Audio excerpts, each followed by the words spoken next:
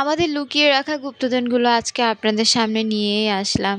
কি আর করব বলেন? কেমন আছেন আপনারা? আশা করছি সবাই অনেক বেশি ভালো আছেন। আমিও একদম ভালো আছি। আপনাদের হয়তো অনেকের মনে হবে কি এমন গুপ্তধন? আসলে এই যে লাল কয়েনগুলো দেখতে পাচ্ছেন এগুলো অনেকদিন যাবৎ আছে আমাদের বাসায়। আমার হাসব্যান্ড এগুলোকে কালেক্ট করে রেখে দিয়েছে। আর কিছু আগের ৫০ পয়সা, ১০ পয়সা, ৫ পয়সার মুদ্রা আছে। আমি মাঝে মধ্যেই বলি এগুলোকে নিয়ে যে ভাঙিয়ে ফেলার জন্য, বাট ও এগুলো রেখে দিয়েছে। কি কাজে লাগবে আমি নিজেও জানি না। আচ্ছা যাক, শখ মানুষের থাকতেই পারে। তো কিছু নর্মাল কয়েনও আছে। তো আজকে আমার অনেক জোরাজুরি করার পরে হচ্ছে এই কয়েনগুলো নিয়ে যাবে। যেগুলো ৫ টাকা, ২ টাকার কয়েন আছে, নর্মাল যেই কয়েনগুলা, লাল কয়েন ছাড়া। তো এগুলো আজকে নিয়ে যাবে, তাও অল্প কয়েকটা নিয়ে যাবে।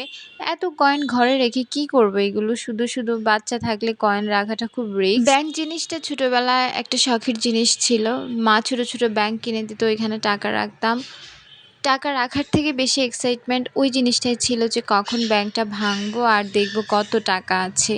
কম টাকা হলেও ব্যাংক ভাঙার আগে মনে হতো যে এখানে হয়তো লাখ লাখ টাকা জমে আছে, ভেঙে একটু দেখি। সবসময় এমন ফিল হতো। এখন আর ওই অভ্যাসগুলো নেই, ব্যাংকেও টাকা রাখা হয় না। তবে এখানে মাঝে মধ্যে কিছু কয়েন ফেলি। তবে আমি ভাবছি প্রাচ্যকে একটা ছোট ব্যাংক কিনে দেবো, কারণ বাচ্চারা এসব জিনিস করতে খুব বেশি ভালোবাসে। তো এখানে বাপ ছেলে বসে বসে কয়েন গুনছে, কারণ আমি কিছু বাছাই করে দিয়েছি। লালগুলা, সাদাগুলা এগুলো আলাদা করেছি, বাকিটা প্রাচ্য করছে।